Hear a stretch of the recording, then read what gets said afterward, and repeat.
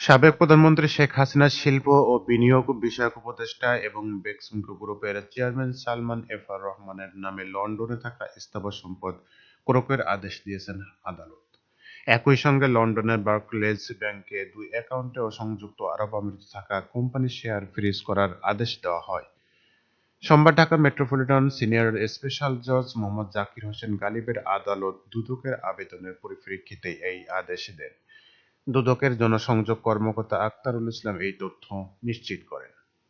দুদকের উপপরিচালক মোহাম্মদ জয়নাল আবেদিন এই আবেদন করেন। শুনানি শেষে আদালত আবেদনটি মঞ্জুর করেন। আবেদনে বলা হয়, সালমান এফ আর রহমান ও অন্যান্যদের বিরুদ্ধে প্লেসমেন্ট, শেয়ার কারসাজি ও প্রতারণার মাধ্যমে শেয়ার হোল্ডারদের হাজার হাজার কোটি টাকা লোপাট, অবৈধ প্রভাব খাটিয়ে দেশের সরকারি ও বেসরকারি বিভিন্ন ব্যাংক থেকে প্রায় ৩৬,০০০ কোটি টাকা ঋণ গ্রহণপূর্বক আত্মসাৎ সহ হাজার হাজার কোটি টাকা বিদেশে পাচারের অভিযোগ আছে।